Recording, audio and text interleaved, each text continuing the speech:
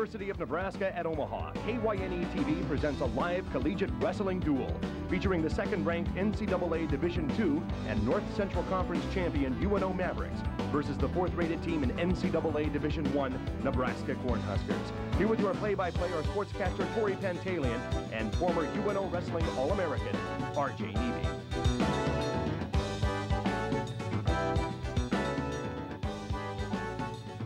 Good evening, everybody, and I'll tell you, we're getting ready for a great collegiate wrestling match from the UNO Fieldhouse, and it gives me great pleasure. A kid I saw in high school, and I watched him come up through college. He's the all-time career leading winner here at UNO for wrestlers, a four-time All-American, and not only that, he's good-looking too.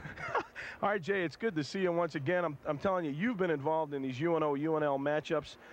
And I don't know if the word anxiety or tension or whatever, but it's always a big duel. Yeah, I would definitely use the word tension just because of the fact that it is an interstate rivalry.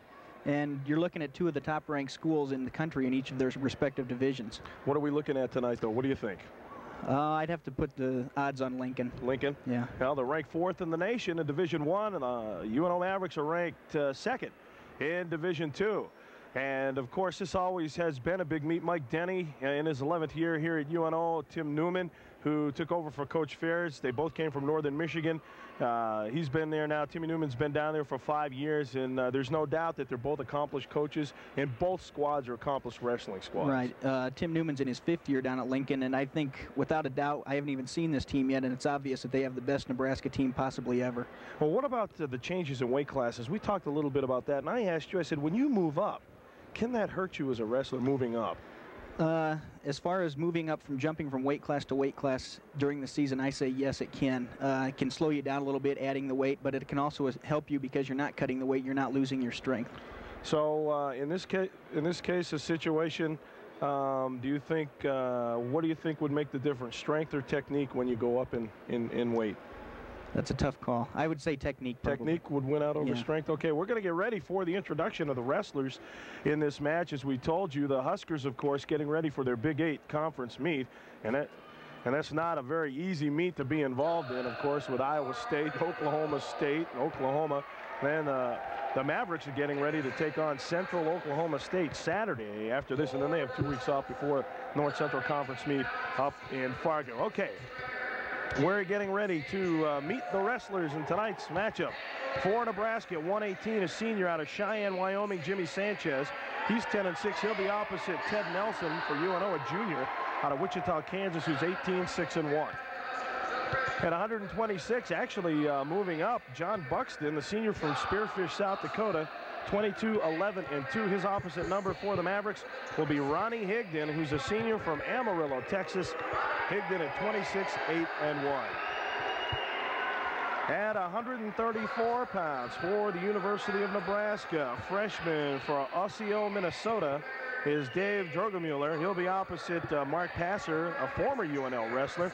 Mark, of course, a 2-time state champion from Westside here in Omaha.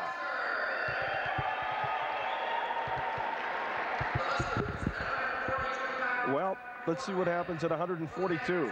The Huskers we got word before the match that they would forfeit at that weight, and they will forfeit. But the Husker wrestler, Scott Ruff, is a junior out of Riverton, Wyoming. I'll talk to RJ a little bit about what it's like to come into a match and then have your opponent forfeit and see what happens. Paul Herrera will be for the Huskers at 150 pounds. He's a senior from Grand Junction, Colorado. He's 24-6. For the Mavericks, Kevin Phelps, sophomore out of Lincoln High School. 12-5. He's the second of 3 All-Americans for the Mavericks. This is Kevin's first duel this season because of injury. Also, Kevin is a state Greco-Roman style champ. At 158 from Chatfield, Minnesota, junior Todd Enger for the Huskers. His opposite number for the Mavericks will be Larry Thompson, a senior from Newton, Kansas. At 167 pounds, this guy will give you a good show. Scott Chenoweth, a junior from Perry, Oklahoma. He has a record of 23-4. Matter of fact, he is one of the 2 wrestlers featured on the Husker Media Guide. His opposite number will be Dan Raddick, a sophomore from Ralston. Raddick is 22-7-2. 177 pounds for the University of Nebraska. Freshman from Rochester, Minnesota, with a record of 24-8, Corey Olson. And for the Huskers, an All-American from Green Bay, Wisconsin. He's just a junior, Joe Wipazinski. He's 26, 4-3. Joe's the third All-American that's going to be featured tonight for the UNL Mavericks. Moving up to 190 pounds, a weight that R.J. Neby is very familiar with. A sophomore from Leroy, Minnesota, Chris Nelson. He's 25-5. For the Mavericks, a junior from Warland, Wyoming, Pat Gensler, 22-7-1. Take a look at the heavyweights. From Nebraska, a guy that R.J. remembers from UNL, Joe Malachek, a senior from Osage, Iowa, 28-2-1.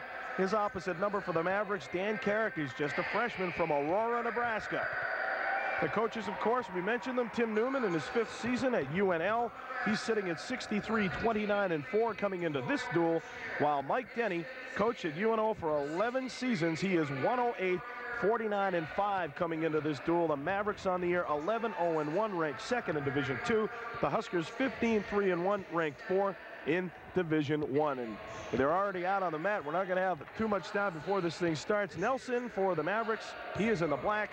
Sanchez, who comes from a long line, RJ, of wrestling. Sanchez is down in Lincoln. He'll be in the red. That's right. He's wrestling for Nebraska under assistant coach, his brother Gil Sanchez, who is a former National Division I runner-up. This could be a real good match. You know, the lower weight class is just like in any other sport that features one-on-one competition, is going to be really quick. These guys are fast. Can't fail to mention that guy in the zebra stripes. I had the honor of doing the NCAA Nationals on cable here in town. Mr. Bill Colgate, soon to be Dr. Bill Colgate. Dr. Bill Colgate, he is former UNO wrestler. That's Dr. right. Bill Colgate. And he's listed in the all-time win list with 67. Billy did a great job. Yeah, he did. He was a tough wrestler. He went on to become Mr. Nebraska and Mr. Midwest in bodybuilding. He's lost a little weight since then, though. Sharp guy. Sharp guy. There could be a lot of points scored in this match here. Light guys, they move around quick. Ted Nelson's a former Air Force Academy cadet. Didn't like it out there and decided to come back here to UNO. Gave up Colorado Springs for UNO. Still not a bad UNO, not a bad wrestling program. Don't forget, for people who might be tuning in, they're curious but don't know a lot about collegiate wrestling, RJ and myself, particularly RJ, will get you through this. There we go. Here we go. This could be over quick. This could be over a lot quicker than we thought, Corey. Boy, Nelson gets Billy's signaled a 2-point takedown for Nelson. He's also got near fall points. He's going to get at least 4 or 5 out of this. Boy, it's a good crowd here tonight, too. I believe that move right there was his just counter to Sanchez's throw. Yep. Sanchez made a mistake and tried to throw too early. He got 3 points. They did give him a 3rd point. Okay, so he's going again. He's getting him over again here with the near fall. No points there. Is this a surprise for you how quick Nelson started? No, it's not. Teddy's been having a real good year. I'm real impressed with him this year. He just let Sanchez away, so Sanchez gets 1 point for an escape, but that is an advantage for Nelson because he feels he has dominance over Sanchez on 2 legs. Yeah, you see that a lot in college compared to high school. A lot of more college wrestling's on your feet, and there you go right there. He's already got him on his back again. No points yet. There we go. So he gave him 2 points for the takedown, so now it's 5-1. Nelson, don't forget there's ride time. Should be 7-1. He's got 7-1. Okay. Yeah, you're right. He got a 2-point takedown there. Okay. The idea of escape, of course, you have to escape your opponent cleanly. And a lot of times, as we said, the advantage is that you let your opponent up, as RJ just explained. He's going to let him go again here. I wouldn't doubt it. No, he's going to take him out of bounds. I wouldn't be surprised to see him let him go right here. He's got a minute riding time right now. That's all you need in college wrestling for 1 advantage point. And that'll give you a point. Sometimes that 1 advantage point makes a big difference. Makes a real big difference. So they get set. Stopping the action. Looks like they're adjusting the clock. There's a problem with the clock. Oh, they kicked them up to 9 points. Is it 9 or 8? I can't see it. I'm checking the. Yeah, I guess it is 8. This is the angle I'm at. I'm at a bad angle to see that scoreboard. But I don't know where he picked up that extra point. Nelson again. There you go, lets him go. Sanchez, as we mentioned, from a long line of wrestling. Sanchez is down in Nebraska. He had 1 wrestler down, his brother Gil, who's standing right out here at the edge of the mat coaching him. Like I said, he was an All-American, national runner-up. Yeah. Even in one time beat John Smith, who went on to become an Olympic champion. That's right. Gil, of course, has a good reputation in the wrestling community. Boy, it's good to see the crowd here. It's really, people can see it in the background behind the wrestlers. This far side of the bleachers is really full. This is one of the biggest crowds I've ever seen here. Oh, this is an exciting match. Yeah, you're right, for a duel. Of course, UNO hosted the NCAA Division Nationals a couple of years ago, and that filled this place. And it was great to be here. It's nice to see the support from the Omaha people for this. I'm sure there's some Lincoln people up here as well, though. Oh, sure. You betcha. A good day to travel up here. No problem at all. You got one of the top-ranked Division I teams in the country. They're going to come out and see it. You know, this is surprising. This is Nebraska's third straight Division II opponent, having taken care of North Dakota and North Dakota State. But if you're going to wrestle Division II, the 3 teams that they've wrestled, you can't do much worse, I'll tell you. Some of the top teams there are, yeah, and they're all from the North Central Conference. And I think that says something, too. It was Teddy Nelson's choice, and he deferred to Sanchez from Lincoln. Sanchez chooses down. Why do some wrestlers feel they just have an advantage by being down? They feel they start better that way? Well, I think it's an easy point if you can get that escape. Like I said, Teddy's been letting him up as it was, so he's looking at that as one free point. See, he already got the get him another one. That's right. So that's Sanchez's third point, but he's still nice shot. There you go. Excellent shot by Teddy Nelson. He's really quick. And that brings up the Maverick wrestlers off their seats. Well, like I predicted, this be a high-scoring affair right here. Nelson can't quite get him over on the first takedown. It looked like he had Sanchez rolling over, and he lets him escape for another point. So all of Sanchez's points have come on escapes, and that's what it looked like in a box score, but actually Nelson let him up. Yeah, that's right. He's been giving him these points, but he's trading the points 2 for 1. Every takedown he gets 2, and he's only giving up 1. So it's a way to build up a lead. It just takes a little bit longer. Of course, they go 3 minutes. This first round, they also buy for what we call riding or advantage time. But RJ talked about you get 1 point if you have more riding time at the end of the match. Has to be 1 minute. Another 2-point takedown for Nelson. Boy, he is just ripping them off. We have a score of 12-4 right now. He almost had another 2-point near fall there. Now Sanchez almost got himself in Looks trouble. like he might be letting him up again. He still has 50 seconds left. He can score a few more takedowns if he really works. Nelson, what a way to start this duel for UNO. I'll tell you, that is important, too. We always like to have a good 118-pounder right off the bat because that really can help your team emotionally. Do you think that puts a lot of pressure on the lower weight guys? Yeah, I know it does. Does? It really does. Did you ever weigh 118? At birth. Yeah, at birth. Well, they get forced out of bounds again, so they'll come back to the circle. Boy, this has been exactly what we expected. Quick, a lot of speed, a lot of points. Like we discussed, this is real good for UNO. There's going to be some good matches. The teams match up real well tonight. Lincoln's a more powerful team all the way through, but UNO's solid all the way through as well, and there's some real good matchups. Their best against our best. One thing I noticed quickly about Teddy Nelson, he works well off his legs. You know, he really does. Yeah, he does. He's just so quick, and he goes for that sweep. And it's funny how wrestlers find their niche. Some are good, like you said, standing up off their legs. Others are good off the mat. And that's right. You just every wrestler's a little bit different. Yep. A little bit. The action's slowing down a little bit now. I think fatigue is starting to set in just a little bit more. Boy, they came out. Yeah, they came out real quick. Now, see there, Teddy Nelson chose up for the third period because he feels he can handle him on his feet. He didn't want to waste any time taking that down position when he's been able to take him down so easily. Well, that's the mark of knowing your abilities, and sometimes it takes youngsters a little while to figure that out. Of course, as you know, in wrestling, similar to many other sports, you can never count the other man out. That's right. Getting a little rough here, out of bounds here. One big move could stop the whole match for Sanchez. Both these wrestlers, if you join us late, this is the first match of this duel between UNO and UNL at 118 pounds. Teddy Nelson for UNO is way ahead on points over Jim Sanchez. He's just 12-6 now? Is that what 12-6 right now. I think Teddy Nelson was just called for stalling. So Sanchez received one more point. It's 12-6, but Teddy has a minute 38 riding time. As long as he keeps over that minute, he'll get that extra point.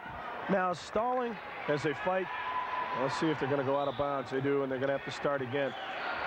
Stalling that's a judgment call by the official, isn't it? Yes, it is. There's some things that they're trained to look for as far as activity that could be considered stalling, but it is definitely a judgment call.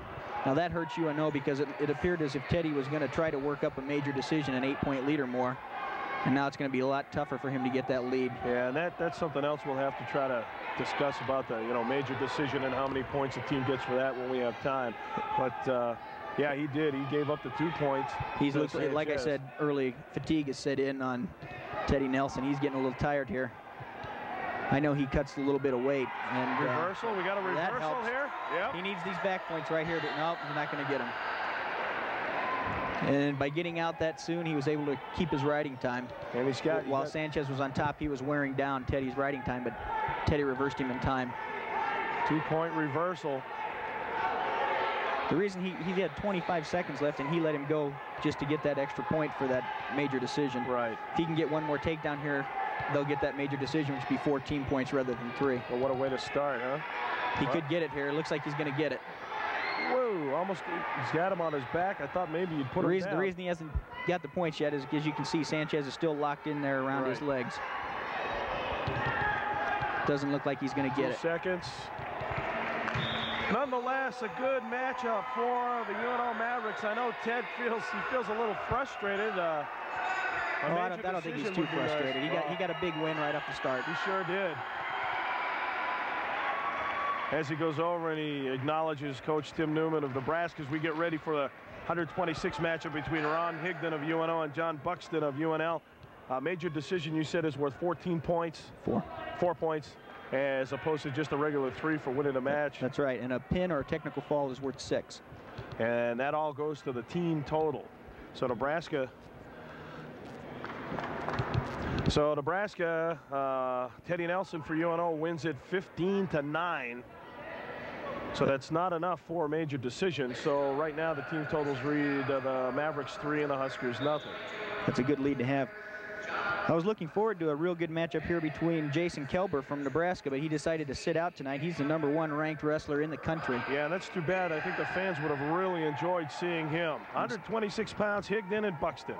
Instead, Nebraska's moved up Buxton from 118. He's wrestling against probably one of UNO's top wrestlers, Ron Higdon, who's a JUCO All-American. He cut down a weight class. Looks like he's got himself in a little trouble right now. Yeah, they give the 2-point takedown to Buxton.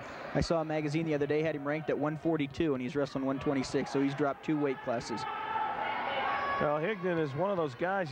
He's got all kinds of ability, and the team knows and the coach knows his value, but somehow Ronnie just doesn't seem to get the ink. You know what I mean? He just doesn't seem to get all the exposure that a guy like a Mark Passer or a Whipazensky would get.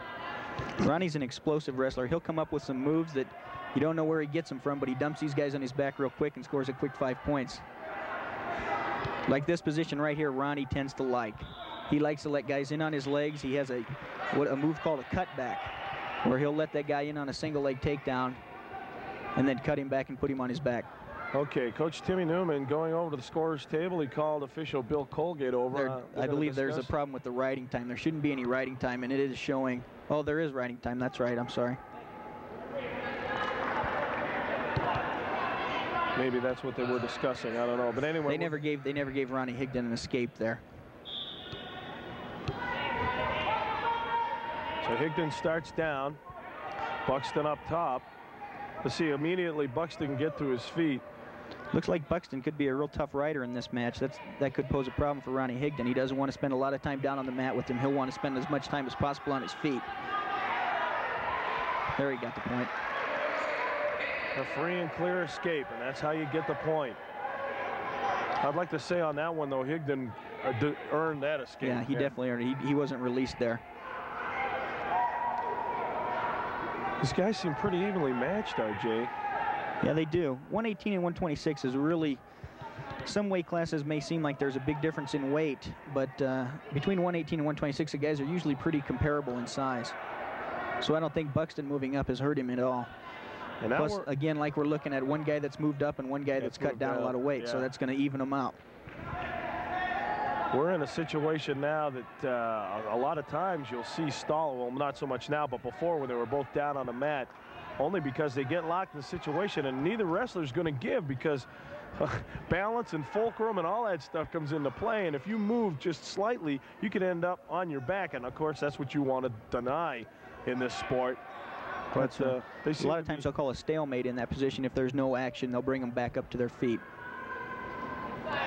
But again, one reason why this match is not as quick or as exciting, we'll say, dramatic as the last one, is these guys appear, as we said, so evenly matched. They're just trying to vie for the upper hand, and when you have wrestlers, and that's what Billy Colgate just called a stalemate, right? When he makes his fist and he puts them to his chest, signal of a stalemate. That means no action. It doesn't appear that any wrestler is going to gain any advantage from there.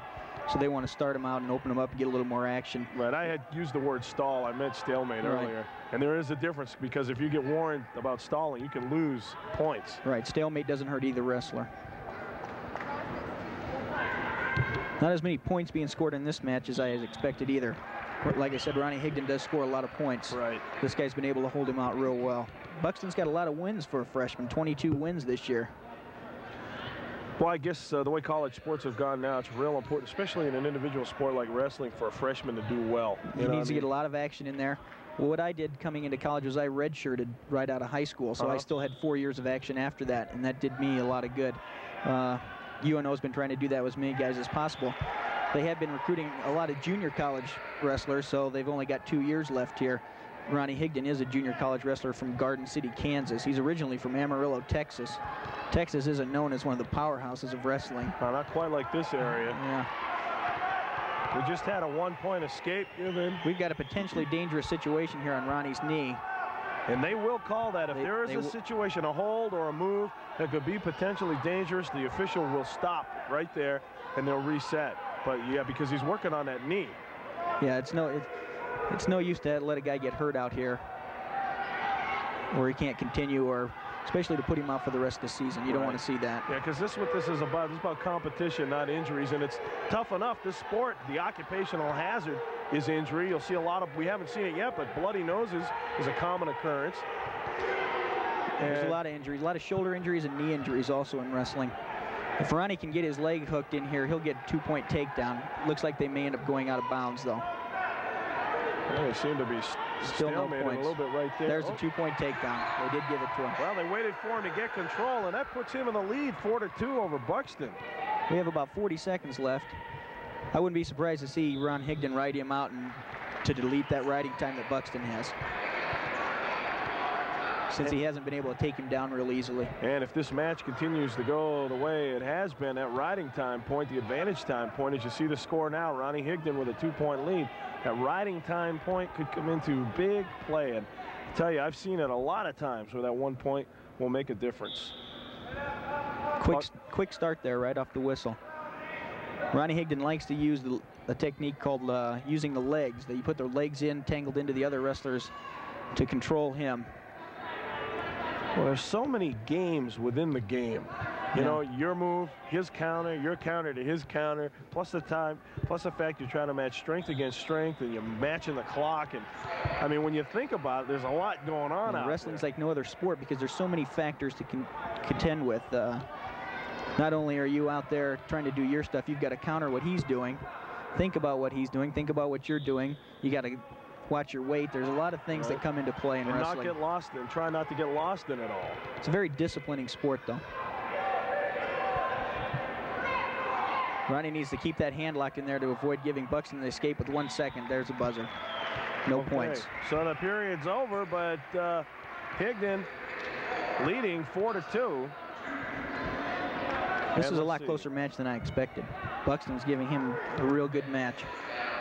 And like you said, moving up from 118, this is real close. So it'll be Buxton starting down. I imagine Ron Higdon's probably going to try to work on his riding time in this period. Again, he had a real hard time with takedown, so he's going to try to keep him down. Well, we haven't seen any slippery wrestlers yet, but of course this is just our second match. The thing about this match too, they seem to be equally matched in body proportion. Both have the same length, legs, arms, and so there's no advantage there for somebody. Yeah, exactly. A lot of times in wrestling you run into one real tall wrestler against a short, stocky wrestler, and a lot of different styles come into play, as well as with your body. You got to use what the Lord gave you. Now, like I said, he's trying to ride him out here. Yeah, Buxton tried to roll out of that earlier, but Higdon was able to keep the leg lock and hang on and stay on top. But the thing that Ron Higdon will have to do here is he's got to work for the near fall or the fall. Otherwise, he will be called for stalling. The man on top is usually called for stalling more frequently than that man on bottom. So you've got to make some effort to turn the man. We're at the UNO Fieldhouse as the number 2 Mavericks in Division II, as a stalemate has been called, taking on the number 4 in Division I Huskers. You can't see Coach Tim Newman to the right of the screen, but he just came up to the mat and he was yelling instructions to Buxton, using a lot of body English, trying to give him an idea what he needs to do to shake Higdon. But this is where Ron Higdon is strong. He's just really tenacious. He gets on you. He's really hard to get rid of. He's what some wrestlers would call a leech. He's a leech. He is a leech. I know Tim Newman doesn't want to start out this duel losing the first 2 matches right off the bat and have to fight all the way back the entire match. Of course, because UNO being a Division II school, they are not weak. No, that's right. They're a real solid team all the way through. For many years, we had the problem here. We'd have strong weight classes in 1, 2, 3, or 4 weight classes, and we were weak at some of the other ones. UNO's strength this year is all the way through the lineup. I've always wondered what it would have been like, as another stalemate is called, what it would have been like if Mark Rigatuso, Phil Pasali, Manning, yourself, Joe Lipozinski, and Brad Hildebrand were all on one squad. That'd be a pretty good squad, wouldn't it? We mess around with that once in a while, too. Guys like Ryan Kaufman. Oh, yeah, Ryan. There's a long list of them. There's a long list. The long list of them at Lincoln as well. You're talking about the Shear brothers, who went on to be wrestle in the Olympics in '88. They were great. Gary Albright. Really back that year, they had Murderers Row. Higdon almost got himself in trouble there. But he came out of it. Came out of it on top. He's got 10 seconds. That would have really hurt if they would have lost this match. The fans like that here at the Fieldhouse. Ronnie Higdon's become pretty popular with the fans here this year. Looks like he's going to ride him out, RJ. And he's got it. He's got it. A big lead for UNO. Okay, UNO at this point 3-0, but with this win by Higdon now, it kicks it up to 6. So it's 6-0, and I think this is a situation RJ talked about that Tim Newman didn't want to get himself into as we go into the 134-pound situation. Mark Passer, the All-American from Westside, 2-time state champ here in Nebraska, will go up against Dave Drogemuller, who's a freshman out of Minnesota. One thing you got to remember on that team score, Tori, at 142 pounds, Lincoln doesn't have a wrestler, so UNO's got an automatic 6 points. Okay, so if you want to look at it ahead, we're ahead 12-0 right now for UNO. There you go. A little bit of a size difference here. You have to give height to Drogemuller. Mark Passer's a real exciting wrestler to watch as well. He's a real physical wrestler. Actually, I think he picked some of that up the year that he was down at the University of Nebraska. He transferred to UNO after 1 year down in Lincoln. He's a real physical wrestler. He's real exciting to watch. He's got to be careful once in a while. He gets himself a little trouble for being too physical. He likes to go low. I know. There you go. See there. Yeah. It's going to get rough here. There's a lot of tension between these two, between this wrestler and this school right over here. Well, I can imagine, because he's an ex-Husker wrestler. He did wrestle for Tim Newman as a freshman. He is now a junior. And he said that, you know, he knows how Nebraska looks at this match. He knows how UNO looks at it. He knows how they wrestle as well. That's right. A lot of times you can't always count on it, but you can predict how a certain team will wrestle because they have those coaches in the room teaching them similar moves throughout the whole team. It is an individual sport, but a lot of teams, wrestlers will wrestle the same all the way through. And I have to look at the coaches for both these schools, and I think this state should feel very fortunate they have the head coaching that they have at both Nebraska and UNO. 2 excellent coaches on both squads. Newman was real lucky to get the position he was that Bob Fears left. He was under Bob Fears, and I didn't know if he'd ever get the chance. I was glad to see he did finally get that position. Well, it was an unfortunate situation. If I remember correctly, you might correct me if I'm wrong, but didn't Bobby Fears, he got ill. Didn't he become ill and he had to give up coaching? To tell you the truth, I didn't follow it. I remember he was in a plane crash at one point. Maybe that's what it was, but they both came from Northern Michigan. As a matter of fact, Newman wrestled at Northern Michigan, but he finished his collegiate career in Nebraska, and he was a captain of the team down there. That's right. Again, they both go out of bounds, so they're going to have to set it up. When you get in a situation like this, RJ, is it frustrating as a wrestler to be constantly stalemating and going out of bounds and not being able to get an upper hand? Yes, it is, especially if you go into a match where a certain wrestler may, if he knows you're trying to score a lot of points, he may try to keep the score real low and slow the action down. There's a lot of strategy going on as far as the pace of the action. And it can be real frustrating if the guy who slows the pace down and you want to get it really fired up.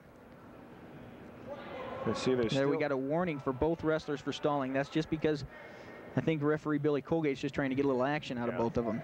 Well, I'm sorry, go ahead. Not a whole lot of action out of either one of them yet. They've just been kind of tying up and feeling each other out, so to speak. There's a couple shots there. And the idea is, you know, you want action. That's the thing. You came here to wrestle. Kind of surprising to see that Nebraska has 2 freshmen right in a row in the lineup. That says a lot for these 2 freshmen being in the lineup back-to-back as one of the top schools in the country. Yeah, and that shows, I guess, how the coach feels about those particular individuals. It's got to make you feel good as a freshman that the coach is going to let you go. Now they go back to the middle again after another stalemate. We've only got about 45 seconds left. We need to see someone score here in the first period. Yeah, there's no riding time to this point. They used to have a rule in college wrestling that if there was no points scored in the first period, there was automatically a stalling call, one way or the other. Ooh. They got rid of that rule. I kind of liked it. Oh, you liked the rule? Sure. You thought it was a good Sure. rule? Kept the action going. Kept the action going. These wrestlers are wrestling a lot on the edge of the circle, and that again comes into the part of strategy. You can a lot of times catch a wrestler relaxing once he gets out there at the edge because he feels he's safe. He can get out of bounds if he has to. I know a lot of wrestlers like to use the edge and get a lot of takedowns out there. Well, again, we should point out for people not familiar with it that both wrestlers have to be out of the circle for him to call it. Right, out of bounds. If a wrestler gets a takedown and 2 of his supporting points are still inside the outer circle, he gets the takedown. That's why a lot of people don't understand when one wrestler's out of bounds and they give points or they keep the action going. Right. And that's the reason why. Well, Drogemuller, well, they're just kind of standing on their 2 points looking at each other. So the first period is over. And Drogemuller will choose down. Again, he's looking to get that cheap point on an escape or possibly a reversal. Well, I guess in this situation, it's not a bad strategy. They've gone 3 minutes and nobody's done anything. So you might as well try to make things happen. Mark Passer's a real tough rider as well. He'll be real tough on top here. Looks like we're going to get a caution on one of the wrestlers. The caution is when one of those wrestlers will jump before the whistle starts. They are given a warning on the first caution, and the second caution is a point. It's kind of like a false start and track then, right? It's exactly like that.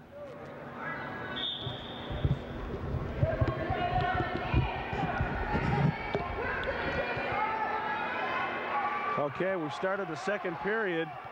It doesn't appear if Mark Passer is going to give away any points here. He's trying to hang on as tough as he can to this. They're in a somewhat of an awkward position, and it doesn't look like any of the wrestler can get any points out of this. Mark Passer will finally give it up and give him that point. Okay. One thing you'll notice by looking at this mat here, this mat is the 2nd biggest mat in the country next to Iowa's.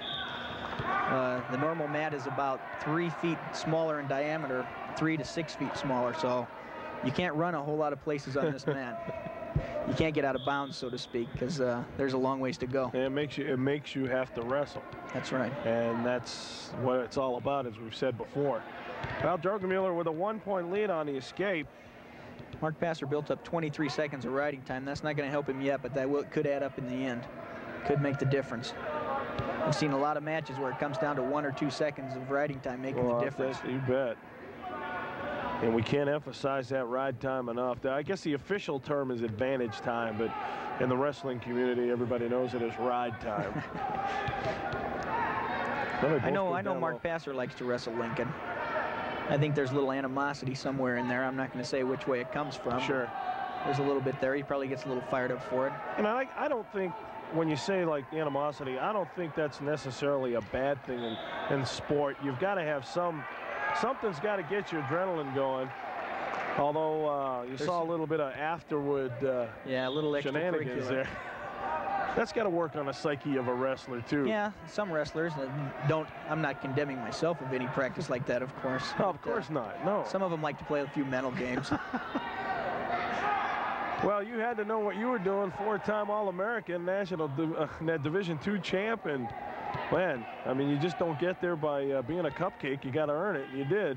A lot of luck. Yeah, a lot of luck. Yeah, but the more you practice, the luckier you get.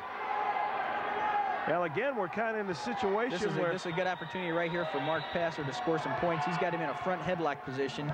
Period. No points. He didn't have enough time. So we've gone through 2 periods, and Drugemiller with a 1-point lead. Mark Passer will choose a down position, hoping to get an escape to tie it up here. Well, if Passer comes back, and again, we'll make this point, the UNL meet, we're just speculating. We're not leaning one way or the other. But this would make it tough if Passer comes back to win this and gives the Mavericks another 3 points on top of that forfeit that's coming up. Yeah. Right. You know, I hate to mention this, but Mark Passer has about 4 or 5 ties this year, and he's in the prime opportunity to get another one tonight. Yeah. The way the action's gone tonight, there hasn't been any takedowns. He gets 1 point. It's going to be tied up 1-1. He needs to get out within a minute. There he goes. We didn't want to give up any riding time to Lincoln. Right. So now we're even. Now we're going to see a lot of action right here because both wrestlers are going to be forced to get that takedown. Neither one of these wrestlers wants to tie. Both wrestlers have been warned for stalling, so they can't sit back. Well, we're under a minute and a half to go in the period. Yeah, and like I said, these wrestlers are using the edge a lot. You'll see that happen a lot when the match is this close in the 3rd period and the wrestlers trying to keep from getting beat at the same time go out for the win. I hate to say a wrestler's out there thinking about getting beat, but it comes into your mind, I'll tell you that. It's not any different than any other sport. I would imagine that it's probably tougher.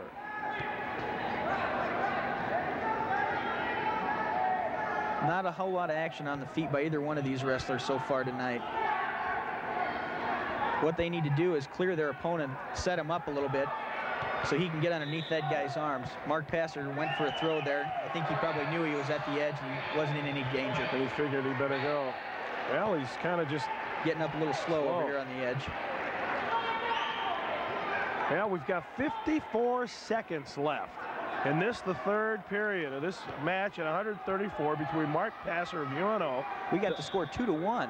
And Dave Drugemiller of UNL. I thought they must have called Mark Passer for stalling because the score shows 2-1. In favor of Drugemiller. Now Passer needs to have that takedown. He has to have the takedown to win this match. It's going to make it tough. We're at 40 seconds now.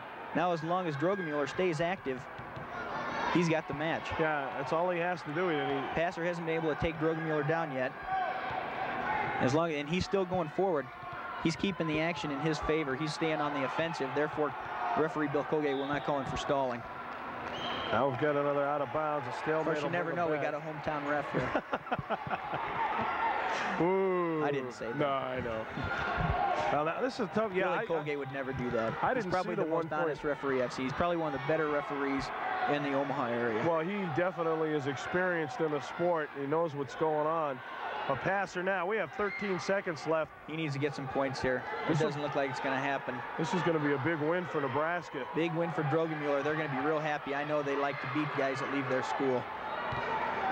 And that's it. And the Huskers win their first match of this duel. Not by a lot, 2-1, but it doesn't make any difference because it gets some team points.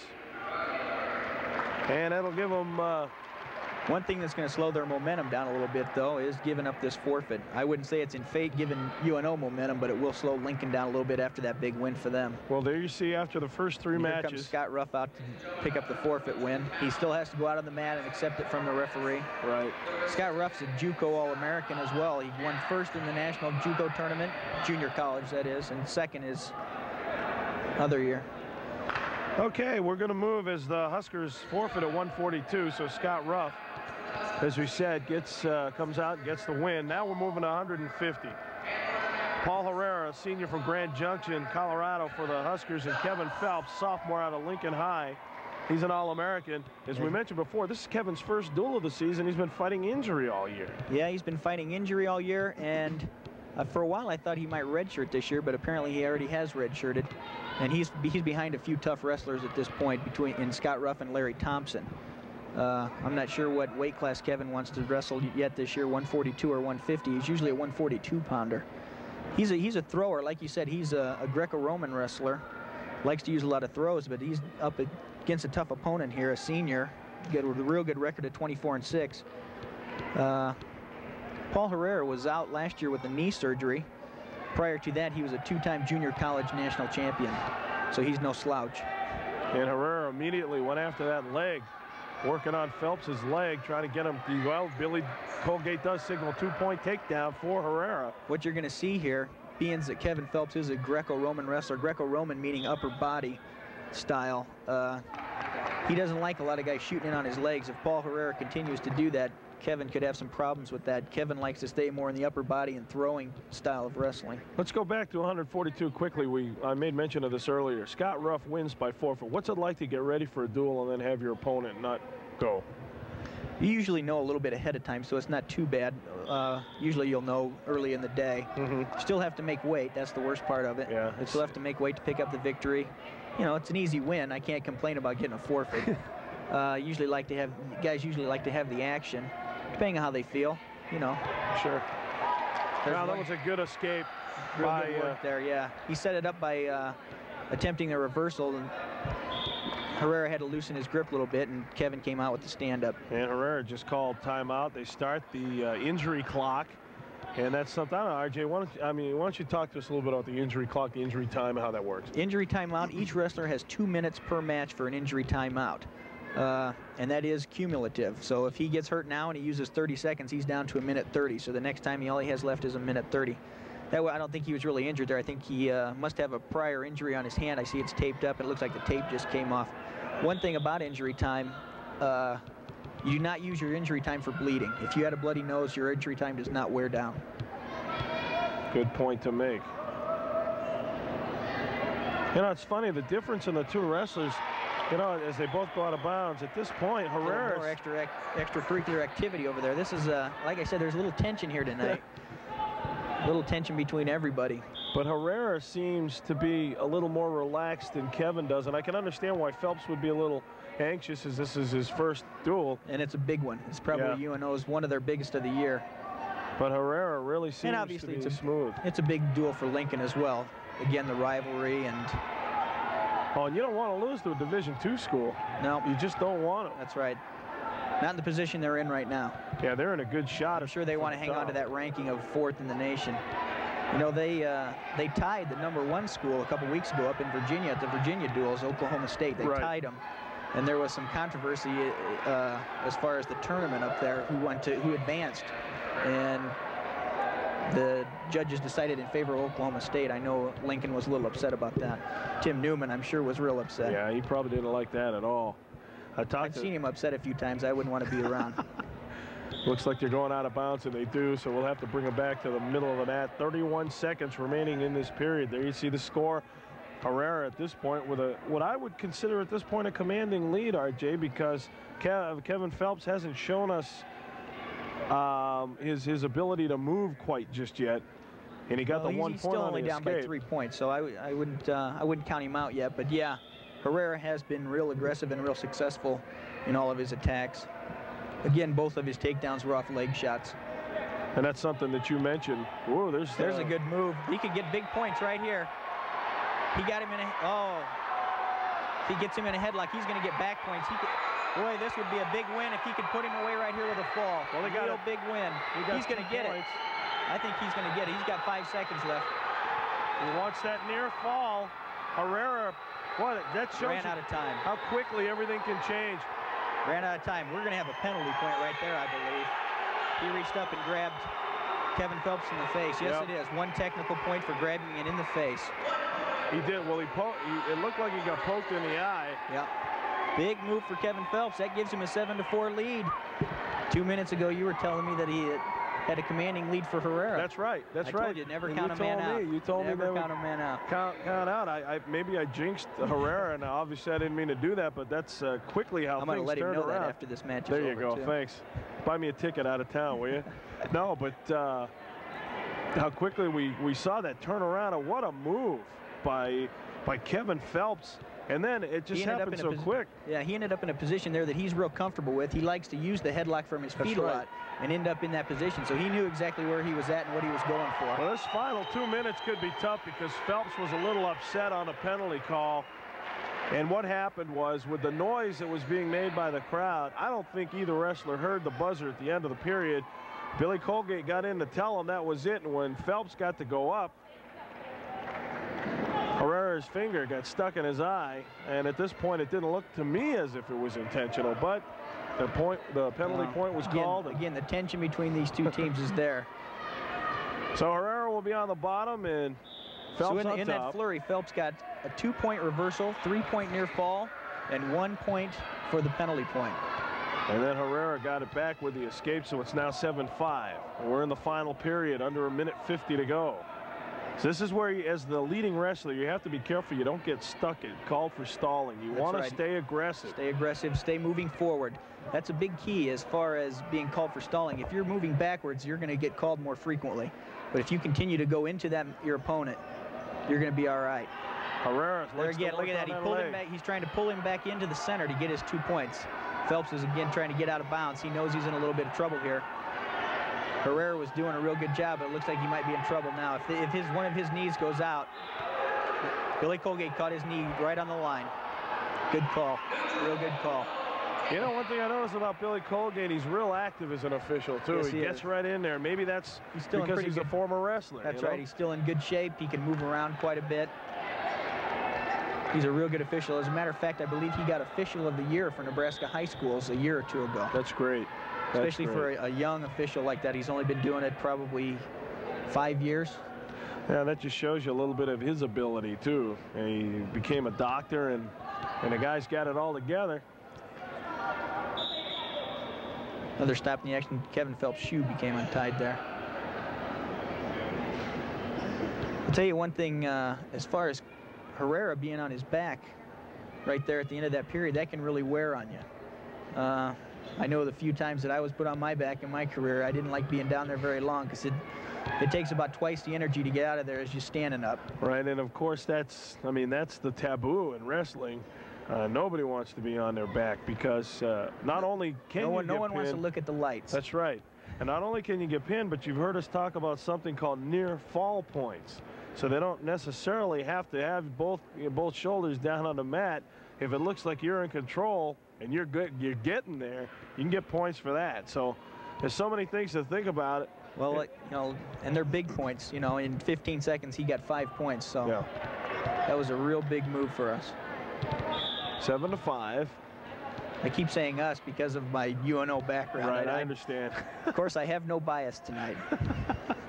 Yeah, we were warned about that by producer Jimmy Langdon. He says, remember now, this is we're supposed to be objective. Well, like I told you earlier, Coach Tim Newman asked me who I was rooting for tonight. I told him the Cyclones. The Cyclones, that's right. About a half a minute to go. And Phelps with this lead, the turnaround, a 7-5 lead over Herrera at 150 pounds. Boy, what a start for Kevin Phelps if he can win this. What a way to start your season after an injury. See a lot of action working back and forth on each wrestler's head here. Like I said, these are some physical teams. They get real physical. The action's real physical. 10 seconds. He's in on a good shot here. Kevin doesn't want to give this up. You never want to give up a takedown with 5 seconds left in a match. And Herrera did a good job to spin Phelps around into the circle, but Phelps, there we go, at the buzzer, gets the force out of bounds. That brought the crowd up a little bit, didn't it? There's no time left on the clock. Wasn't worth any points, but a little mental edge, perhaps. Herrera's a little slow coming back to the center. He's pulling that tape off. He took it completely off his hand now. Yeah, you know, in that instance, I guess sometimes it's better just to do that than to mess with it, although it looks as though he's coming back over to the Husker side of the mat. He may get that taped up again. I'll tell you one thing about wrestlers wearing a lot of tape and knee pads. You got to be careful. Your opponent might use that as a target. That's a good point. That's a good point. It can end up becoming a disadvantage. Although I have heard of wrestlers putting the knee pad on the knee that wasn't injured. Well, I wouldn't put that past anybody. I mean, it's still a sport. You've got to play strategy someplace in this thing. 2 minutes to go in this third and final period. A lot of games go on. A lot of games go on in wrestling. We've got 2 minutes left. Kevin Phelps holding a 2-point lead. Herrera does have 42 seconds riding time, which isn't going to make a difference yet, but if he gets another takedown, he could get riding time. He is going to build up more riding time because Kevin Phelps is going down in the third period. He needs to get out right away so he doesn't give up any riding time points. It'll be interesting to see how this third period goes. He can't just sit down there, though, because Bill Colgate will get on him and possibly call him for stalling, so he does have to work. He's trying to get... A lot of times guys will say, well, if I'm ahead, I'll go down in the third period and just sit down there, but it doesn't work that easy. Well, he's trying to get up, doing a good job. He powered his way up to his feet. Now you see that Paul Herrera got his riding time and then he let him go. That's probably what his strategy was. Get that 1 point for riding time and then work on your takedown. Well, Herrera must obviously have a lot of confidence in himself working standing up, because with Phelps being that Greco-Roman experience. Well, he probably got a little... Oh, Herrera almost got himself in trouble. He came out real well. Excellent move there. Well, now it's 8-7 with a 2-point takedown. They let him go again. He wants to get a lead. He wants to build that lead. Nice move by Kevin Phelps. He went in on the shot and came back with a duck under. Slid around behind. That is probably going to be a big move in this match. That could be a deciding move. It looks like Paul Herrera might be a little tired down there. He's got to flip him over. Oh, no. Nice reversal, though. He got himself in trouble, but Herrera came out the other way. Out the other way. Now it's 10-9. And he's going to get near fall. He's probably going to get at least 3 near fall points here. Kevin Phelps needs to get off his back. 40 seconds to go in this match. All right, he's got himself off his back. Now he's got to work on getting out or reversing Paul Herrera. Herrera also has that minute riding time, so we have to add that point as well. Excellent move by Paul Herrera. Well, he did. He took advantage, and he took it right away. As soon as Phelps got the points for the takedown, boom. I don't even know if there's a name for whatever he did. It shocked me. I think it shocked Kevin Phelps a little bit more than me, though. Well, Herrera with a 12-10 advantage at this point. He's got his riding time point left. now. He definitely has a riding time point. So it's 13, actually. They don't show it yet, but it's 13-10 with a riding time. That you'll add that point on at the end of the match. But there's only 22 seconds left. And we saw Phelps get 5 points in 15 seconds. It's possible. Sure it is. So I know Herrera's got to be thinking about that too, because we've had two or three great turnarounds in this match. There you see the score, 12-10, 12-10. Herrera with a 2-point lead at this point. As well as that riding time point. They don't add that on until the end of the match, though. We're going to have a caution on the top wrestler. Again, another false start by the top wrestler. Paul Herrera is probably going to do everything he can to ride out Kevin Phelps here and keep him down on the mat. He doesn't want to go up on his feet where he can get himself in any trouble as far as being thrown or put on his back. 12 seconds to go. It looks like he's going to ride him out. Phelps just can't shake loose. Exciting match. Yeah, it turned out to be a real exciting match. I know Phelps probably wanted to win, but as we said, it's his first duel this season, and it was still an impressive showing. Sure it was, but Herrera with some great moves down the stretch. What a comeback. He sure did. He did a great Started out real strong and finished real strong. So the 150-pound match goes over to the Huskers, and that cuts it to the point total now to 12-6. UNO leads as we get ready for the 158-pound matchup. Senior Larry Thompson from Newton, Kansas, will represent UNO. There it is. There's the replay with Herrera on top, getting those near fall points to give him the lead right there at the end of the match. And that was the big turnaround. That's what made this match. That was the move right there. Turned it in favor of Herrera. A lot of big moves in that match. And there you see Billy Colgate signaling the points. This should be another good matchup here. We have a junior from Minnesota. Minnesota has become a real powerhouse state for wrestling, as well as their high school and their colleges. Now Todd Enger is the junior from Minnesota for Nebraska at 158 pounds. He's a transfer into Nebraska. He was a Division III All-American. But you're also looking at Larry Thompson, who's a JUCO All-American. He redshirted last year, and he's usually wrestling at 150. Tonight they moved him up to 158. Boy, and they're starting out quickly. They're not wasting any time at all. Doesn't look like he's given him the takedown yet. No points for a takedown because of the fact that they were never down on the mat. To get a takedown, you have to bring the wrestler down to at least one knee or to one supporting point. And then have control. And have control, that's right. They were on their feet, and they went out of bounds, and no points were scored. Okay, Larry Thompson is representing UNO. He's the senior out of Newton, Kansas, and for the Huskers at 158, Todd Enger. He's the junior from Chatfield, Minnesota as we have a stoppage. Looks like Inger got hurt a little bit. They landed pretty hard as they went out of bounds there. So we're still got some action on our feet. You'll notice Larry Thompson probably has the ugliest shoes on the UNO wrestling team. Nice move there by Larry Thompson in on a single. He's got to be able to finish from here. That's one of the toughest points. It's easy to get on the legs, but if you can't finish, so to speak, when I say finish, I mean you got to get him down on the mat. That's always the toughest part of takedowns, is finishing. There it goes. He gets the 2 points. This is obviously a big match for UNO to maintain their lead. I guess every match from now on will be big. They're all big, but UNO jumped out to that quick 6-0 lead plus the forfeit. And it looked as though they were going to get the last match with Phelps. Larry's really working that arm across his back. As far as ruling on that, he cannot take it past 90 degrees. Some referees will let you get a little bit farther than others. I think you get about 95. Well, that's the safety factor, of course. But riding time being built up here also by Thompson. Larry's got a lot of he's an excellent technique wrestler. He's got real good sound moves. Not always the most flashy wrestler, but he's got excellent technique. And you say with everything else equal, technique, you give technique the nod over strength. Yeah, definitely.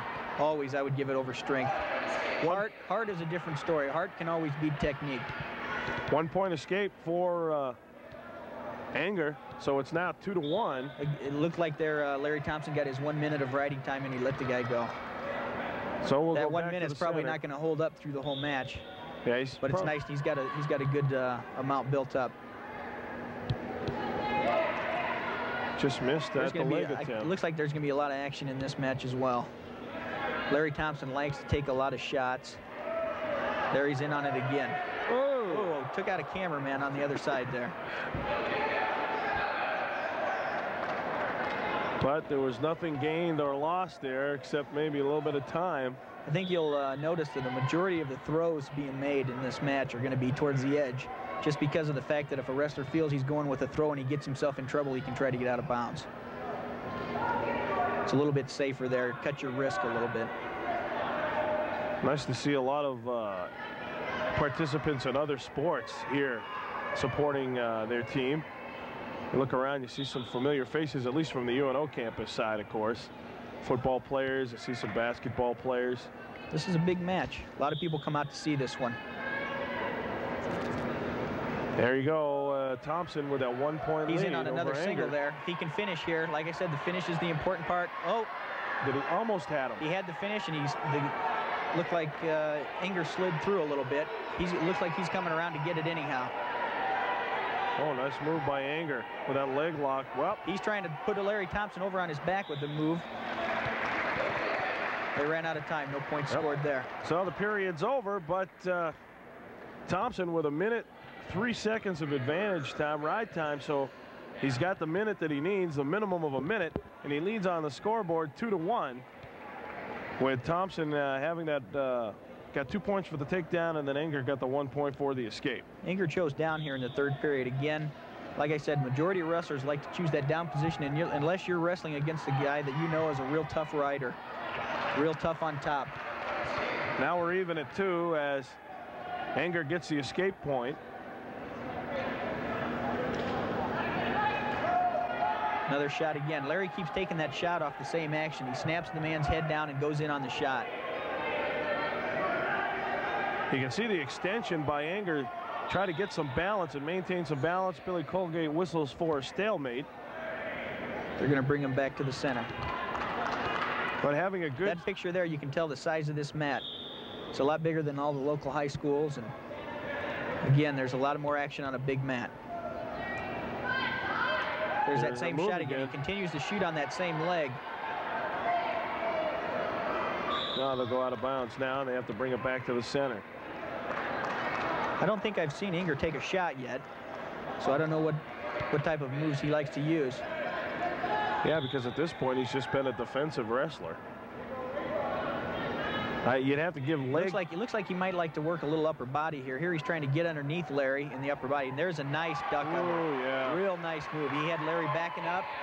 and took advantage of it. 2-point takedown. Anger now leads Thompson 4-2 with 59 seconds to go in this second period of this match at 158 pounds.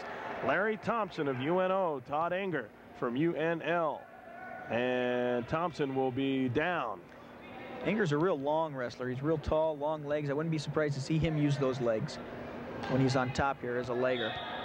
No, he's going to let him go. He's going to let Thompson go. You saw that start that he had there. It's called a freestyle start, where you start with your hands in the middle of the wrestler's back. A lot of guys will use that start to when they know they're going to let him go. Avoids the possibility of that guy getting a quick reverse on you. It's 4-3 now. Anger with a 1-point advantage. We're in the second period. 40 seconds remaining in the period. There's Anger trying that same upper body work again. He's got Larry in a front headlock. A lot of guys will use that front headlock to, so to speak, choke their opponent out. You can get in there and get across that opponent's neck. As long as you have an arm in there, you can choke. It's not legal, but a lot of guys get away with it. There's that shot in on that same leg. Larry needs to get up off of the mat, though. He cannot finish when he's down underneath him like that.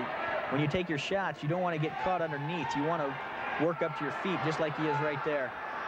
15 seconds to go in this period. You want to avoid having your opponent's weight on you. He couldn't quite get what he wanted on the balance to what he was trying to do there, he was trying to lift his opponent up and set something up to set him down onto his back.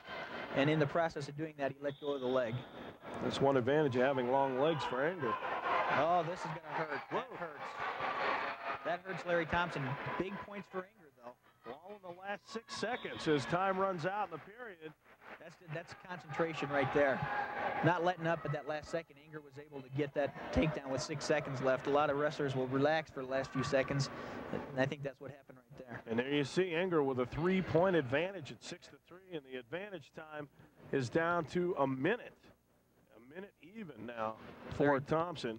And right now, Thompson's got some type of injury. I can't tell what it is. And this is where we sit in the team score. He's had a nagging knee injury throughout the year, I know of.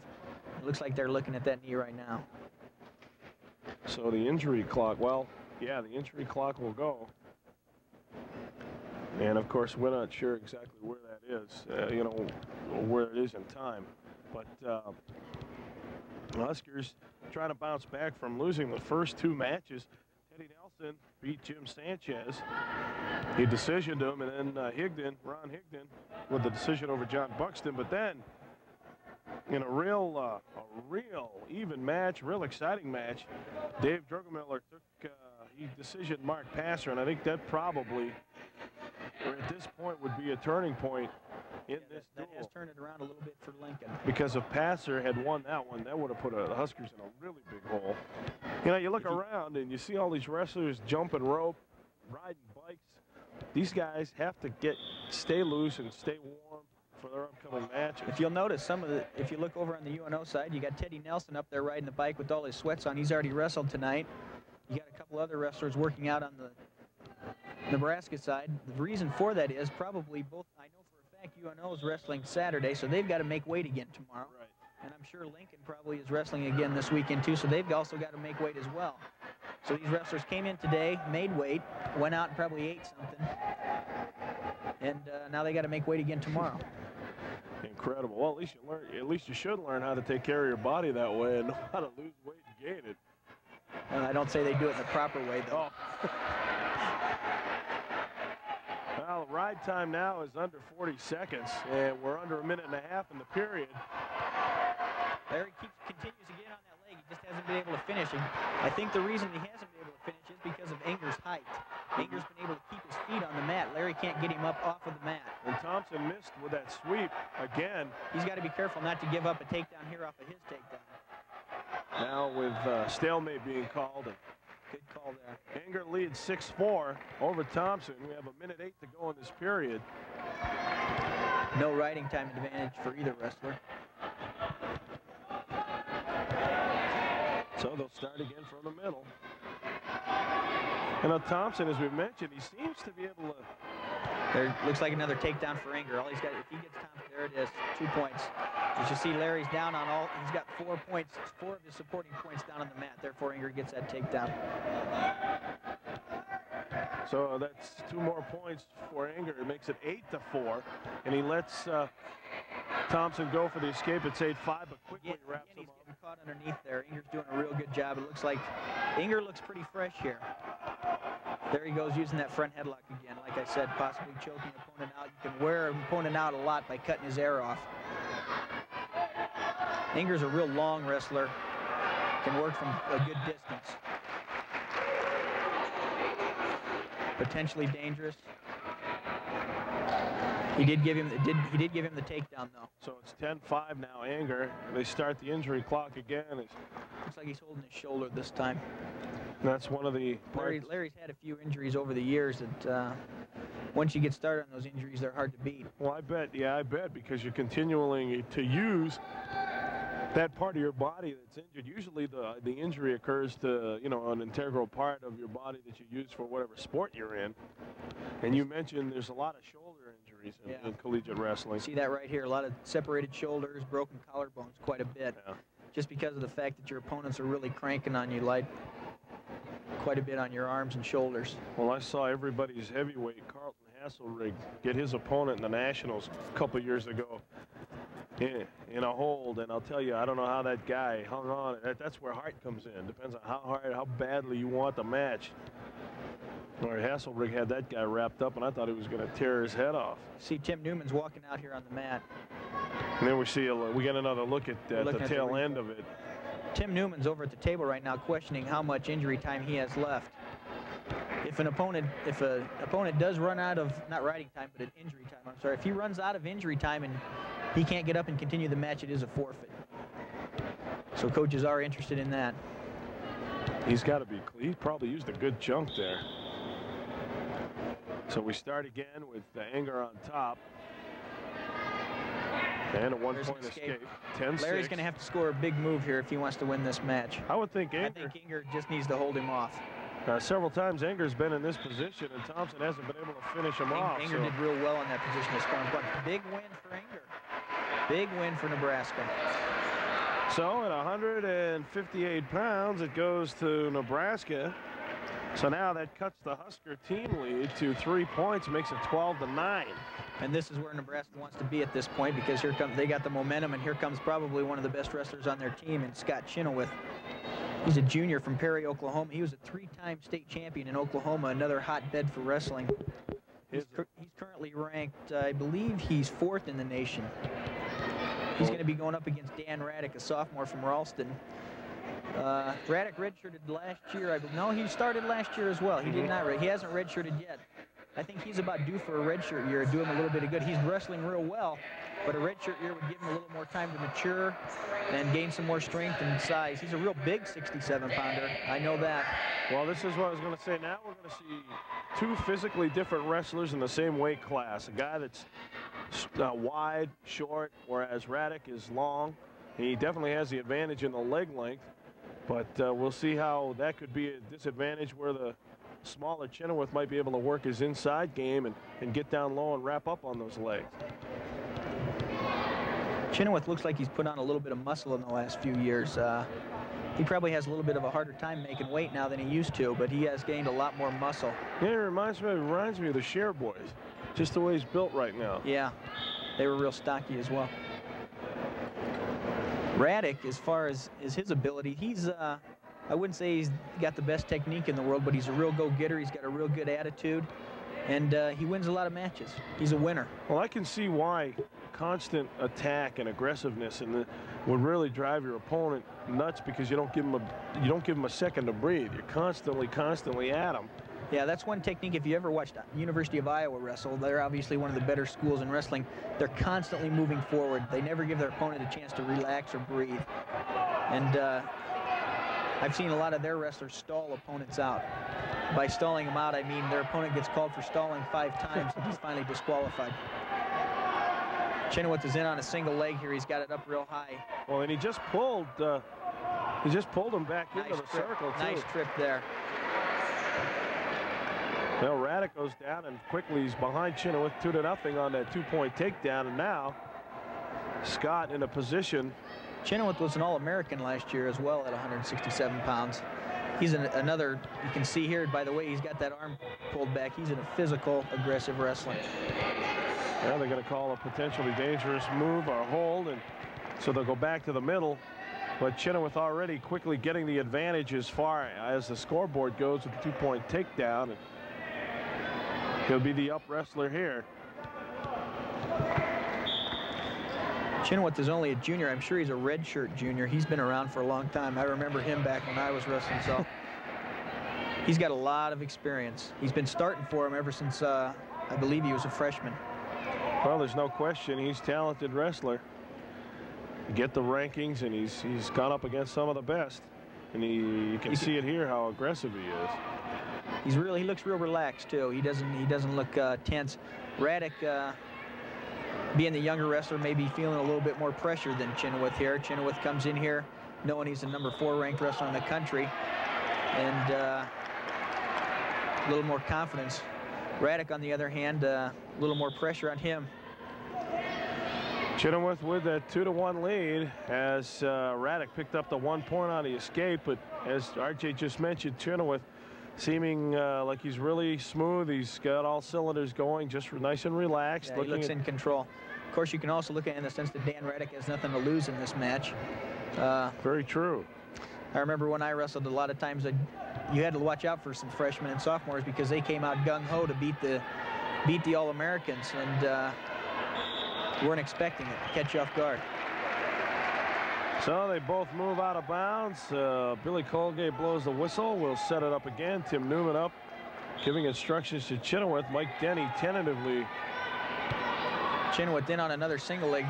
There's only about 10 seconds left. I don't know if he's going to be able to finish this one. Tough situation to be in. Wasn't able. He tried to pop the legs over him, and Dan Radek just ran out of it. And we're out of time. 2-1 score. Chenoweth leading Radek by a point. I'll tell you, this is a lot tougher than I thought, being on this side of it and watching it and try to tell you what's going on. Well, obviously for you, having been on the mat throughout your high school and college career, you would see a different perspective. So we start the second period. No ride time to speak of. Chenoweth down, and I'm not there quite again, sure. You see Chenoweth always moving forward into Radek. Radek needs to change that. What he needs to do to stop Chenoweth from that, he needs to circle instead of backing up. He needs to circle in or out. Yeah, they're moving toward the edge of the No points mat. there. They're out of bounds again. So Radek able to force it and move it out of bounds with 1:29 to go in the period. Dan Radek is wrestling real tough here. Wrestling number 4 wrestler in the country, and he's staying right with him, 2-1. Hasn't made a whole lot of offensive moves, though. He needs to get a little more offensive. He's been real good on his defense, but he needs to start getting more offensive and score some points. Well, now he's just, well, there's a 2-point takedown for Chenoweth, makes it 4-1. I was just going to mention that Radek would have to make sure he keeps Chenoweth down. Yeah, you come out here and wrestle a wrestler of this quality like Chenoweth, you're going to have to score some points to beat him. Right. You're not going to beat him with 1 or 2 points because he is going to score points. You'll see here, Chenoweth isn't letting Radek get into the center of the circle. He's constantly keeping him out there at the edge. 55 seconds to go in the period, and it's 4-2.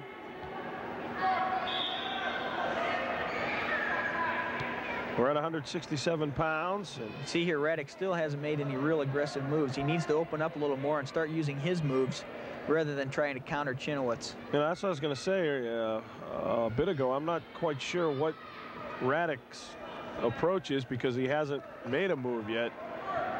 There are some wrestlers that strictly depend on counter moves. I used a lot of that in my style, was use mainly counter moves instead of real aggressive moves, and try to capitalize on your opponent's mistakes. But the problem happens when you come against a top-ranked wrestler. He doesn't make many mistakes. Make that many, right? So you've got to go out and get the point yourself. 6-2 on the 2-point takedown by Chenoweth. There, Chenoweth had countered Radek's move to score his 2 points. Boy, he's working on that arm. Yeah, he's really got it back there. Bill Colgate's right in there on top of it, though, to make sure it's not too far. We're going to the third period now. He's got a 6-2 lead and 50 seconds of riding time.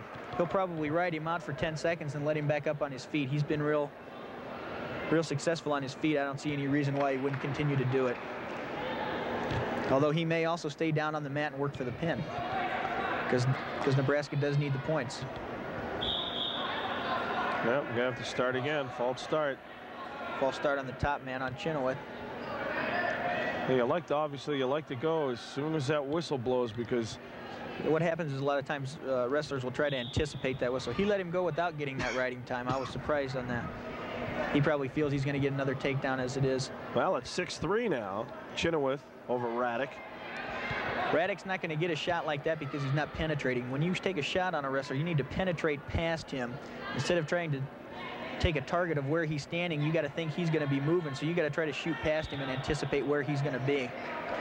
A lot of younger wrestlers need to work on that. Minute 37 to go as they'll start again from the middle. Boy, this place is packed. It's nice to see. We even got people back here behind us. Yeah, they had to pull out the other set of bleachers, and they don't normally do that. That's the first time I've seen that in a long time. Excuse me. Now, Radek's going to have to really make some moves here pretty quickly, I would think, because Chenoweth is staying in control just enough. He's still only down by 3 points, so Radek still is definitely in the match. He can make up 5 points with one quick move. I think Chenoweth is probably going to try to score a lot of points here because they need a big win out of him, and they're probably looking for a good 4-6 point win from him. There's that leg again. A 2-point takedown. It's 8-3 now. Like I was saying earlier, the finish is the important part, and he's done real well at finishing his takedowns. Do you think at this point Dan Radek's long legs has been a disadvantage for him? I mean, allowing Chenoweth with a smaller wrestler to be able to work that leg like that? Well, it's tough to say. It's real tough to say. If a tall wrestler doesn't stay nice and low, those legs are a disadvantage because they are a bigger target for their opponent to shoot in on. But you'll see Radek standing there a little bit with his hands on his knees. You don't like to see that in a wrestler. It kind of shows a little fatigue. Not necessarily saying that Dan Radek's out of shape. I know he works real hard. I see him quite a bit working out extra after practice on his own. That's an important part of wrestling. You can't just work the 2 hours that we come up here in the room. You gotta spend time on your own as well, putting in a lot of road work, bike work. Another 2 points, so that makes it 10-4 now. Chenoweth ahead of Radek. And he does have his advantage point, so he's up by 7 points right now with 27 seconds left. He's going to probably try and work for one more takedown. He's going to let him go right here. 10-5 now. If he gets one more takedown, that'll give them the 8-point lead and 4-point team points.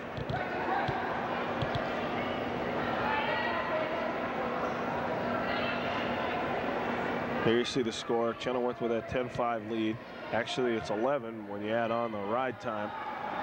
He's got Radek again by that leg. No points yet. No points yet. I think he might get it. No, he didn't get it. Well, the buzzer goes off. That saved UNL. I hate to see a wrestler relax like that and almost give up a team point right there in the last seconds. Chenoweth and Radek at the middle of the mat. Chenoweth happily goes back. I don't know if he's too happy. I think he wanted that last takedown. Well, the Huskers win that match anyway at 167. Looks like Tim Newman's coming over here to talk to Billy Colgate about that last attempt at a takedown. That'll give 3 more points to the Huskers. Bill Colgate's got a lot of schooling, though. He'll be able to explain this one, won't he? I would like to think he would. Billy doesn't lose his cool either. You know, no. He's a really low-key guy, and he takes his time, and he'll talk things out. We're even at 12, as you can see, because the Huskers, matter of fact, the Huskers have won 3 out of the last 5 matches. I was looking at this next match to be probably the best match of the night. We're looking at Joe Wipazinski, a junior from Green Bay, Wisconsin. He's a 2-time All-American. Being only a junior, he could possibly be the next 4-time All-American here at UNL. And he's going against Corey Olson, a freshman from Minnesota with a 24-8 record. And Corey Olson is currently ranked 10th. I saw that in this month's Amateur Wrestling News magazine. He's ranked 10th in the country, and I'll tell you, he's a pinner. He likes to work a lot of upper body. You're going to see him try a lot of throws tonight. Well, I can tell you this, when Wipazinski came to UNO and the wrestling community nationwide, everybody said Mike Denny pulled a coup. Yeah, he did a real good job. Wipazinski came in after my senior year, to take the spot that I was leaving vacant. He was a transfer from Northern Michigan, where he was an All-American as a freshman. And that was a heck of a job recruiting by Mike Denny to get that wrestler. Well, he immediately, though, was a hit on campus, too. Joe just, I mean, obviously he has a unique name, not for this part of the country, that ethnic heritage, but he just has a unique name, and then with his credentials, and he didn't disappoint right from the start. You see here, look at this. Corey Olson's already trying to work that upper body. I'm sure Joe Wipazinski, I had talked to him a little bit about this individual and let him know that the guy was a thrower and that he is going to have to work a lot of leg attacks. Joe is one of those guys, you talk about knowing technique. When you watch him work, you can tell he knows what's going on. But, of course, Corey Olson. He's got real nice shots. Oh, he almost finished that. He needs to get out of that upper body. He's getting himself in trouble there. Because I know this Corey Olson feels real comfortable in there. A lot of people probably think Corey Olson's related to former Nebraska wrestler Cody Olson, who I used to wrestle quite a bit, same weight class, but he's not. They're both from 2 different states. Well, you brought up a name I hadn't thought about in a while, Cody Olson. Ooh. And close to the edge, you can see right here on this side. Wipazinski, as we said, from Green Bay, Wisconsin, and now they'll go out of bounds and they'll have to go back to the middle. Yet to come, 190 pounds and heavyweight. This is a real important match for both squads here. Oh, nice move. Great move by Wipazinski. Corey Olson went for the throw, and Wipazinski was able to counter it and slide out of it. 2 points. Wipazinski with the lead, 2-0. You can see Corey Olson trying to reach back there. That is definitely the sign of a guy that works in the upper body. They'll try to reach back over around a guy's head. Right, instead of use the legs. Right. A lot of times that can get you in trouble, though. You start reaching back over a guy's head, gives him the opportunity to put you on your back real quick. Well, I would think that would change balance dramatically, you know? You're right. You're right. Well, only 30 seconds of ride time at this point. There's 47 seconds left in a period. But Joe Wipazinski taking advantage quickly. I'd like to think Joe Wipazinski would probably try to ride him out the rest of this period for 47 seconds just because of the fact, the danger that he has on his feet with Corey Olson being the thrower that he is. I talked to Tim Newman about Corey Olson a couple weeks ago, and he had, at that time, he only had 20 wins. I believe 11 of them were by fall. Almost had a near fall there for Joe Wipazinski. He only had 1 count. For a near fall point, you have to get at least 2 seconds. They need to be in a potentially dangerous potential fall situation. If they're on there for 2 to 4 seconds, they get 2 points. If they're on there for 5 seconds or more, it's 3 points. Olson working away at that leg, trying to take the balance away from Wipazinski. Wipazinski got himself in a little trouble. There's a turnaround, 2-point turnaround. That ties it up. So you hate to see a wrestler give up points like that with just a few seconds left remaining in the period. And it cut away at his ride time, too, because he had it up there close to the minute. And now that's it. The period's over. When a wrestler gives up points like that at the end of the period, you're again talking about the momentum factor. And a young wrestler, an unexperienced wrestler, will let that get to him a little bit in their head. Hopefully, Wipazinski will be experienced enough not to let that bother him. Well, you'd like to think that because of the situations that he's been in. Here, I think they're going to show the replay here of. Okay, Olson's. that's live. No, we'll have to get back to that. Yeah. 1 point escape for Wipazinski. We'll have to get back. We'll see if we can get back to it. That didn't take him too long, but again, I think Corey Olson wants to be on his feet. Wipazinski, what he's doing here is what he's working. It's called a Russian arm tie. It gives you a little better control of your opponent. Takes away one of his appendages. A minute and a half to go in the period. Nice move. Oh, I thought he was going to go for a big throw there. Wipazinski got in real deep on the body lock. Yeah, but he was able we're to going to get this crowd off their hands real quick. Well, I'll tell you, that would have, too. That would have been a beautiful thing to see. Not that this crowd's been on their hands, but... But, you know, you always wonder about a guy like Olson who works as a thrower. How does he handle somebody who wants to throw him, you know, because is he ready for that? Oh, yeah, definitely. You're, of course, you don't think about that as much because you're more, a wrestler doesn't want to think negative, or not negative, but think about what your opponent's trying to do to him as much as what you're trying to do to your opponent. I always wanted to think aggressive and not worry about what that man was trying to do to me. obviously you have to worry about it, but if you're always on the offense, that's keeping him on the defense automatically. Right. But a lot of times in the upper body position, you're both in the same position, so it's a matter of whoever goes first. We're under a minute in this second period. Corey Olson tried an inside trip there. Wipzinski was able to step out of it. He's got him in the front headlock, though. Wipzinski's got to get off of his knees. You never want to sit down there on your knees because you're carrying a lot of weight when that opponent's on top of you. There he goes. He's able to get up, but still. Olson got him in that lock, the headlock. Wipzinski dropped down to his knees again. I don't like to see that. Almost spun out. Try to spin out, yeah. Olson trying desperately to get control for the points. He can't do it. He better watch it, or Wipzinski could take him up off his feet, and that's the last thing he wants. Uh-oh. Still no points. A lot of good at. Oh, he got 2 points there. Oh, wow, right at the buzzer. Right at the buzzer. I think Tim Newman's going to argue this. Well, I think the time was the factor. That's what happened. It was real tight there on time, whether or not there should be near fall points. And Billy Colgate obviously felt that there wasn't enough time. 4-3 now, with Olson ahead of Wipzinski. Well, we've seen a couple of matches go right at the buzzer as far as points. And, well, RJ, you've made that point several times, and I don't think we can make it enough. Yeah. The wrestler relaxes for 1 split second, and a lot of guys tend to do that. They think there's just a few seconds left. They can take it easy, and the wrestler that's really keeping his concentration going will take advantage of that.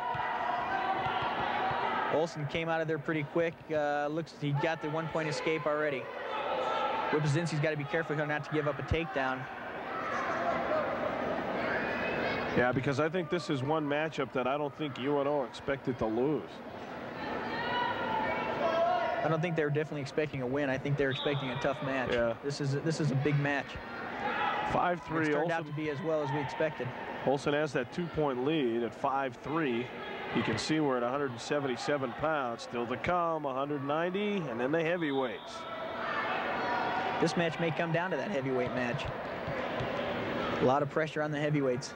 First and the 118-pounders have the pressure of starting off well, and then the heavyweights obviously have the pressure if it comes down to that match. I would say heavyweights have the most pressure. Because they're always set up, it seems like, in a crunch situation. Wipzinski's getting in deep, but Corey Olson's done a real fine job of keeping him out of defending that shot. Yeah, Olson seems to have great control over body balance. You know, I mean, he's able to find the right spot so that he's never been lifted up off the floor except for that one time early.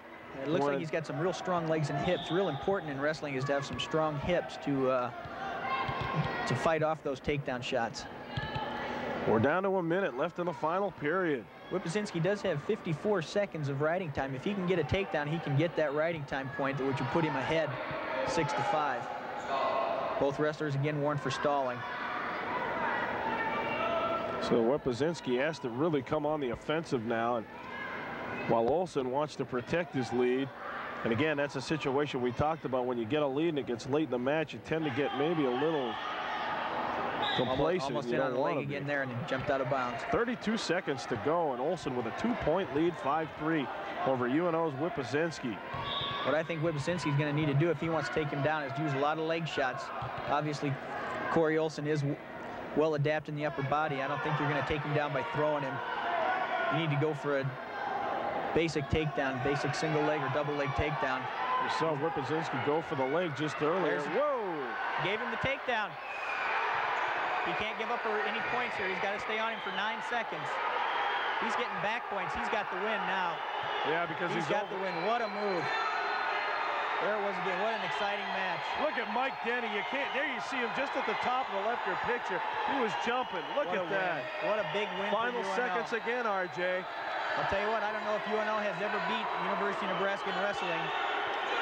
There you see it, Wipzinski with a last-second move to come from behind and win it 8-5. Wipzinski, another one, like you said, one of the most popular wrestlers here on campus. And that's even going to make him more popular.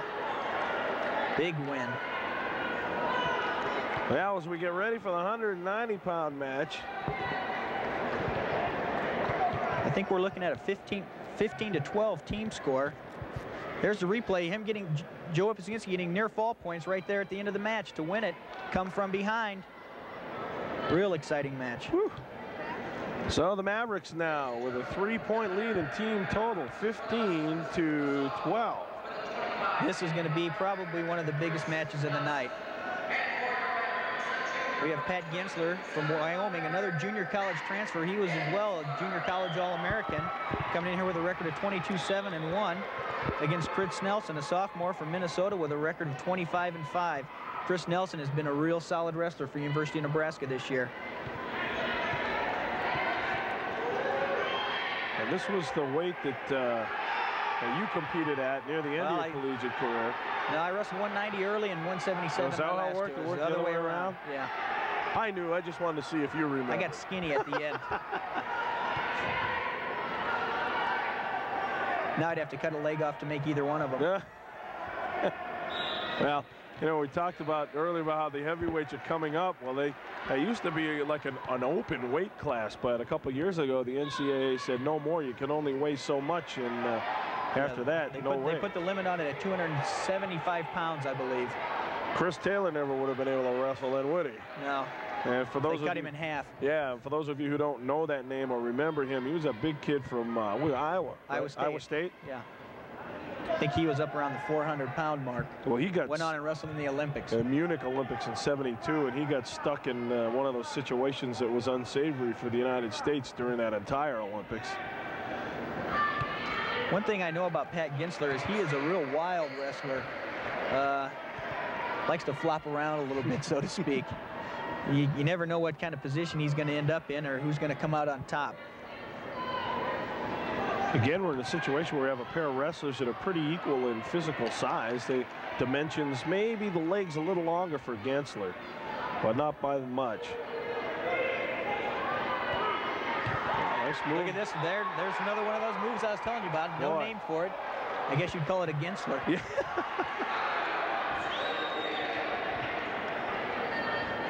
2-1. Those type of wrestlers always have exciting matches because you never know what's going to happen. Well, you know, the crowd's really into this because they know it's getting down to crunch time. Team scores tight, real tight. Chris Nelson with a 2-1 advantage here. We're about 1 minute and 10 seconds to go in the opening period. Chris Nelson's had a real good year this year, coming off a broken neck in an auto accident last year. Well, that's really tough. Not many guys would have the guts to come back and wrestle again after having a broken neck once. Especially in wrestling. You know, all other sports, obviously, it's tough to come back from injury, but an injury like a neck injury in wrestling, because you're always using your head, you know, and your upper body for trying to balance and counter moves. Stalemate is called with 48 seconds to go in the opening period, and they'll bring it back to the center. UNL Wrestling. You're watching it on KYNE. As a matter of fact, I think Joe Malachek, the heavyweight for Nebraska, had a broken neck as well, or if not broken, he had a real serious neck injury. Wonder what the chances are of having two guys with broken necks on your team. Here's Gensler in an awkward situation again, not really knowing which way to turn out. He needs to move up and gain better control of this situation. He does have the leg underneath him, but he's not actually in control of Nelson. Right, and he's in a situation, like you said, if he moves the wrong way, he could give up he's going to be in trouble. Right. Yep. And Billy Colgate says it's a stalemate, so with 19 seconds to go in the first period, we'll go back to the center. You'll see that position a lot be called in a stalemate. The wrestler's low on a leg, and the other wrestler seems to be sitting back on him, and no wrestler is going to be able to improve his position one way or another. College wrestling has changed over the years. Like I said, college wrestling is a lot more on its feet compared to a high school wrestling match. And it's becoming more of the freestyle style or the Olympic style, where 95% of the match is on your feet. They start all the periods on your feet. And in freestyle, if you're down on the mat for 15 seconds and no points are scored, they automatically bring you back up to your feet. There's a replay. You're going to see he's going to spin around here and get an awkward position.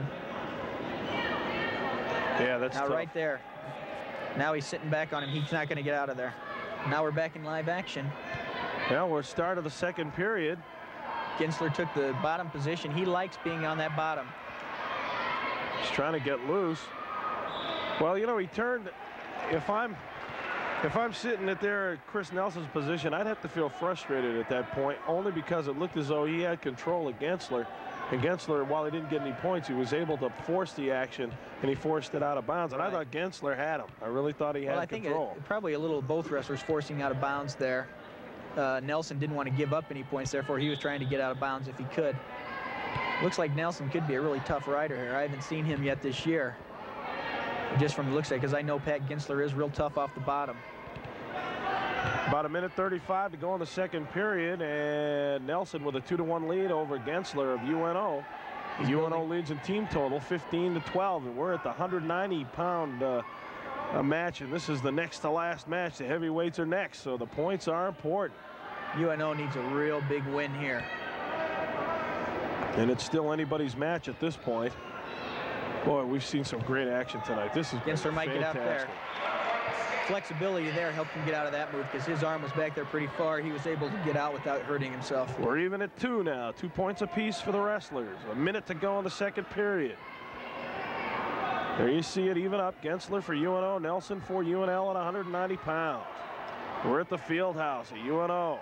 I'm Torrey Pantelian along with 4-time All-American at UNO, national champ R.J. Neby, and we got a 2 points takedown for Nelson, and that'll give him a 4-2 lead. Looked like Gensler relaxed for a second there, Torrey. He stood up a little straight, and Nelson was able to get right in on an easy shot. You know, sometimes that realization probably hurts more than anything physical that could happen to you at that moment because you realize what you did. That you gave it up yourself, That's right. 20 seconds to go in the period. Nelson just quickly with a 2-point takedown. He leads especially in a real big match with a tight score. You don't want to relax and give up any points at any second. You don't want to be too tight that you're not scoring any points yourself, but you don't want to relax and give up a few stupid points or cheap points. Yeah, because that's the mental strain of it. And they both go out and right at the buzzer at the end of the period. So with now Chris Nelson having a 4-2 lead over Pat Gensler of UNO. He's also got almost 2 minutes of riding time built up. More than likely, he's probably going to keep that advantage point. Looks like Gensler's hurt over here on the left side. And we get a good look at Pat Gensler being attended to. Well, a lot of rolling around, and you try your knee pads, although Gensler doesn't have any, but you've got the headgear to protect your ears. Sometimes you use the knee pads. We've seen a couple wrestlers wrapped up tonight, and still, when you're rolling on the mat, and as smooth as they can make the mat, it's still rough. You know, I mean, it's only about 1.5 inches thick, and you can come down on it pretty hard. And it's a tough situation to be in. And of course, they're running that injury clock, especially as you go into the final period. You don't even want to have to. Here we're going to look at a replay. There you see Gensler relaxed for 1 second, and he was able to get in on. Nelson was able to get in on a real nice shot and finish it fairly easily. And it looks like there maybe even Gensler he might have been hurt right there. He might have been hurt when that happened. Maybe he didn't relax. Maybe he was hurt. But again, even though you're hurt, you got to concentrate and stay intense. Right. You got to try to block those things out of your mind. I think one of the greatest efforts I'd ever seen, and again, it involves a UNO wrestler, was Brad Hildebrand in the Nationals that were held here.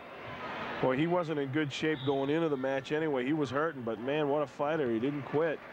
Yeah, he had some broken ribs. He tries to blame that on me. Oh. I don't know what he's talking about. He's probably watching now. He's a fireman now here in Omaha. Brad is? Yeah. Well, see, that's what happens when you practice slam dancing back in the wrestling room. You can't do that kind of stuff. We're into the final period, so 3 points behind. It's 5-2, Nelson. Gensler's really going to need to pick it up here. You can't be taking shots like that. You saw Gensler took a shot in there with his head down, and that's what happens. It's real easy for a wrestler to spin around behind you if you're not looking where you're going. 2 points for Nelson, and then a quick escape point for Gensler. So now it's 7-3 Nelson. We're about at 1:20 to go in this third and final period. The heavyweights are warming up. If Chris Nelson comes out with this victory, as it appears he may, it's going to come down to that heavyweight match. Well, this has just been a marvelous match. This has been really great to be part of. Although every match has been really close. It has, yeah. All the way through. They've all been competitive. I think it's kind of rare that you never have a major decision at least one time during a duel. Or at least a fall. Yeah. I don't think we've had a fall yet. No, I haven't had one of those either. Had one fall. Under a minute to go. Gensler trailing Nelson 7-3. UNO up on the team scoreboard 15-12 though. Like I said earlier, obviously Nebraska being one of the powerhouses in the country right now, I felt they had the advantage coming in here, but like I said, UNO matched up real well with them. Team may be a lot higher ranked, but if you have your best guys at their best guys' weight, it could match up and the score could be a lot closer than you expect. I think this is probably a little closer than Tim Newman expected at this point. Yeah, he's talking to Billy Colgate. There you see the score. Gensler just picked up another point. He cuts Nelson's lead to 3 at 7-4, but there's only 42 seconds left. I shouldn't say only. We've seen a lot of points scored at just before the buzzer in several matches tonight. And the ride time definitely with Nelson. So he'll pick up a point for that. Tim Newman decided to keep a few of his top Huskers out tonight, and I think he may regret that decision. Well, of course, we talked about Jason Kelber earlier. Yeah. And then the changes of the wrestlers to higher weight classes. Therefore, leaving 142 empty. Right. Now we're down to 7 seconds. And well over. You know, a lot of people would think a program as good as Nebraska's that they wouldn't have to forfeit any weight at any time, but you have to remember a lot of injuries occur and could really hurt your depth. And they're getting ready for the Big 8 meet as well. The Mavericks have the North Central Conference meet the 24th of February, but this weekend they go to Central Oklahoma for a duel. So Central Oklahoma is currently ranked #1 in Division 2. So to be the numbers 1 and 2 teams in Division 2. That's it. This match is over at 190 pounds. It goes to Chris Nelson of Nebraska, a 10-4 winner over Pat Gensler. So now the match is even at 15 points apiece team score-wise. And again, the Huskers just miss out on getting a major decision. You know, you look back to a couple of matches, and had they gotten that extra 2 points on the takedown, this would be a different team situation. I think Coach Newman has to feel real confident coming into this match. He's got Joe Malachek out there, a senior from Osage, Iowa, with a record of 28-2-1, currently ranked 3rd in the country at heavyweight. And UNO is sending out Dan Carricker, a freshman from Aurora, Nebraska, with a 7-15 record. So I would definitely think Nebraska has the edge in this match. One thing you have to remember in heavyweight's always been the type of match, though, that it could go either way, because if a guy gets put on his back, that's a lot of weight up on top of him. Although Dan Carricker isn't the heaviest heavyweight around, I believe he's actually a 177-pounder that Coach Denny had to move up just because of lack of depth in the heavyweight class. Well, Malachek gets the 2-point takedown right away, and he started the ride time clock. Malachek's a real excellent heavyweight in the fact that he has good technique and he uses a lot of different moves. He has a real good repertoire of moves, whereas a lot of heavyweights will go out here and lean on each other and wait for one guy to fall on his back. He goes out and does some work. Let me put you on the spot, RJ.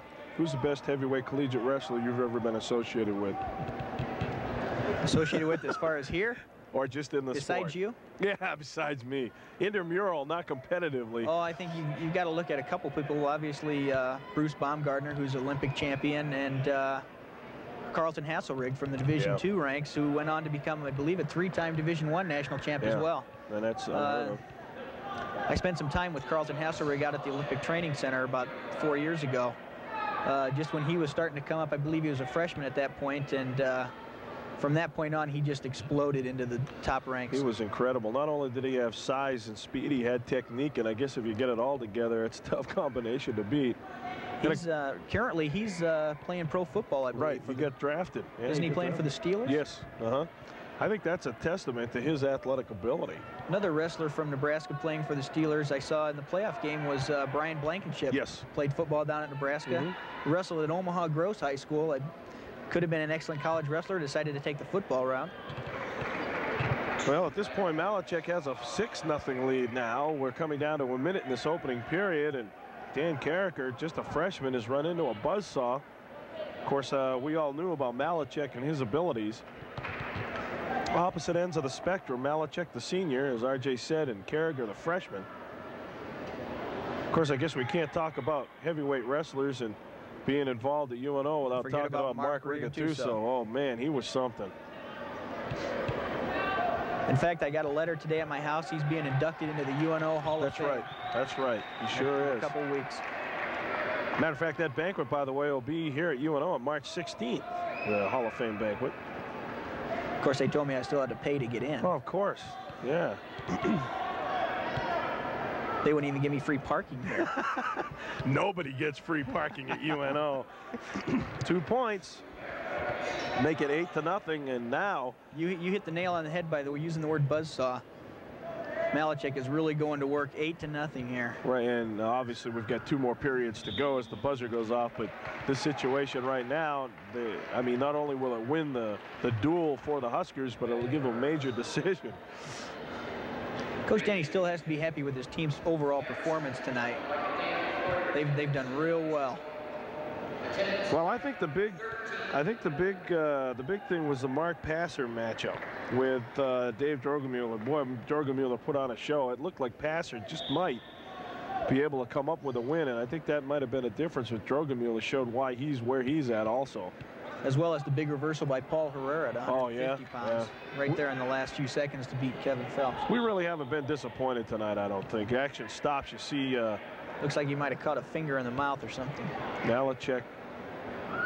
And those are just occupational hazards. It's not like anything's intentional, like poked eyes. You get, we talked about the bloody noses, and that's all part of wrestling.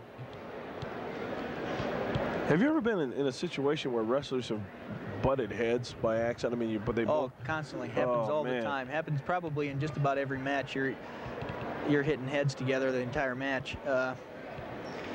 Occasionally you run into a few guys that'll do it intentionally too. A minute. I think they're in the wrong style of wrestling though. A minute 40 to go in this second period, and Joe Malachek with a big major 8-0 lead. I believe Carricker chose the neutral position in this period, obviously because he hasn't been able to do anything on that down position. Right. Malachek was able to turn him fairly easily. Well, there you get a Malachek good shot. is really bleeding. Yeah, he is. It looks like it's from inside the mouth. I'm sure he'll finish this match out, though. Again, like I said earlier, his riding time is not used up during this because he is bleeding. Well, what happens if they can't stem the flow of blood? Could that be a technical? The wrestler could have to stop the match. Well, that would be. I remember one incident where I had split my chin open, and they weren't able to stop it, and I only had a minute left, and they were trying to stop the match. And luckily, they were able to bandage me up enough that they could hold it in my face a little bit. That has to be frustrating, especially if you're like Malachek and you have such a large lead. I mean, they aren't even discussing that yet, but no, I'm just speculating. I don't think they're considering that yet. I'm just speculating. I bet Dan Carricker's considering it. But I can just imagine how frustrating it would be for a wrestler to be ahead in their match, and as you said, like your chin, have something like that happen, and then you're looking at possibly having the match stopped. You see they got a towel down wiping up some of the blood off the mat. He's bleeding quite a bit. I can't tell if it's in his lip or if it's actually inside of his mouth. At first I thought when it happened it looked like he was dabbing at the inside of his mouth, but you're right, it could be just his lip. Here, we're going to look at it here. Maybe we can see what happened. And it happened just like at the whistle, or Billy Colgate blew the whistle. I couldn't tell anything. It didn't look like anything happened there. No, maybe not. Might have happened a little earlier. Could also be an injury from previous. A lot of times you'll come in here with a cut that you've been trying to get healed. You get a cut in the middle of the season, you usually don't heal it till afterwards because you get a hit every week. It seems like it becomes a target. You can go a whole season without ever getting it touched until as soon as you have it cut. Yeah, 2 more points for Malachek. Another quick takedown from Malachek. And we're still in the second period. We have a minute 13 to go. He's just racking up the points. If he's probably going to try to work for either a fall or a technical fall, which would be a 15-point deficit. Lead, right. Yeah, you wonder what's going through Carricker's mind. You know, you can imagine how he thought. You try to keep your emotional edge before the match. Probably wondering how much longer this is going to last. Yeah, you know, and you hate to think that you'd be psyched out by your opponent before, but everybody's different, and I'm not saying Carricker is, but Malachek obviously a senior and experienced and doing well. Like I said, Carricker's a little bit out of his weight class. He could be a good heavyweight in the future. He needs to put on a little bit more muscle. You know, Mark Rigattuso, who was probably the best heavyweight ever at UNO, only weighed 204 pounds. Yeah. And I saw him beat Tab Thacker, who weighed 420. Thacker. So he's double his weight. If we get a 3-point near fall here, it's going to be over. There it is. There it is. 15-point technical fall, and that's going to do it. That's going to give University of Nebraska 6 points and put them ahead 21-15. an excellent duel tonight, Tori. Yeah, I don't think we've been disappointed at all. I think we've seen a good match. I think the people that came out here got their money's worth. I don't think anybody can go away disappointed with the way things happened. Got a shot of the team shaking hands here. Huskers and the Mavericks. UNO, UNL. There's the final team score. The Huskers win it in this matchup between the number 4 Division I team, the University of Nebraska Cornhuskers, and the number 2 Division II team in the country, the Nebraska Omaha Mavericks. Mike Denny, coach. The Mavericks fall to 11-1-1. The Huskers move up to 16-3-1. And we're going to see the final of the heavyweight. There's the final 3 points he's going to get on a near fall to win the match with a technical fall, 15-0. There you see the end. Well, I don't know, RJ. I'll tell you again, we weren't disappointed, and I think both teams put on a great show. Yeah, I think the team's probably, UNO's team's probably a little disappointed in losing a close match like this, but I think Coach Denny is going to be happy with a good, solid performance. I think Nebraska's happy with the win, but they're probably glad to get out of here just because of the fact that it was a tough, close match, and they weren't expecting that. Did you see any surprises tonight at all? Oh, probably the 158-pound match. I was kind of looking for Larry Thompson to come up with a victory there over Todd Enger, but again, I haven't seen Enger, so how can I say that was a surprise? I think probably, I don't know if you'd have to give the 150-pound match, Herrera and Phelps, the most exciting award, or how that would work. I'm not sure that we can really say one match was better than the others. Okay, Mike Denny's over here, the head coach of the UNO Mavericks. Mike, I've known you for quite a number of years. Assess this duel for me. Well, you know, I think we performed well. One of our goals were we wanted to be relaxed and eager to wrestle. We wanted to be the aggressor, and I think in every situation we shot the first takedown or we tried to take it to them. We tried to, you know, we tried to be the person that set the tempo, that took it to them the whole time, and I think we went out and we tried to do that in every match. The next thing we wanted to do is we wanted to just have a great effort for 7 minutes, and I think we had that. We had a guy like Kevin Phelps, who has been out with an injury, come in and just wrestle a heck of a match against a really tough opponent. Joe Wipazinski going, with 20 seconds left, getting a takedown to get the win there. So I think it was a good effort. Of course, we're disappointed that maybe we probably should have gotten it. Okay, Coach, thanks a lot, and good luck to you at Central Oklahoma and the NCC. Thank you. Mike Denny, head coach of the UNO Mavericks. We're going to get Timmy Newman in here in his 5th season at UNL. I got to meet Tim his first year as head coach, as we had done some UNL wrestling on local cable. And Timmy, I don't know, you fell behind early in this duel, but as true to form, the Huskers got on a roll, and you just came back and took it home. Well, we didn't take it all the way home. I got to give UNO a heck of a lot of credit. They came out and wrestled awful tough. We had a few minor lineup changes, that made us a little bit less effective, but we still have to be able to overcome something like that. And we had some subpar performances by some of our better people. But this is okay. I mean, we came out of it with a win, and it's against a very good UNO team. So feel good for the rest of the year coming up? Not if we keep wrestling like we did tonight. Okay, Coach, thanks a lot, and good luck to you at the Big Eights. Thanks a lot. Okay, Tim Newman of the Nebraska Cornhuskers, ranked 4th in Division I. As we said, Mavericks ranked 2nd in Division II. RJ, thanks a lot. It's good working with you. Thanks a lot. Really Had a lot of appreciate fun. it. I'll do it again next year. Okay, stay tuned for, let's see, where are we? Stay tuned for Mystery on KYNE TV channel 26. And of course, we hope that you enjoyed tonight's broadcast. I want to thank everybody on the KYNE crew, the people I know and the people I don't know. It's been a great evening for us. Hope you enjoyed it too. I'm Tori Pantalian for RJ Neby and everybody on the KYNE TV production crew. Thanks for being with us, and we'll see you next time. Bye-bye.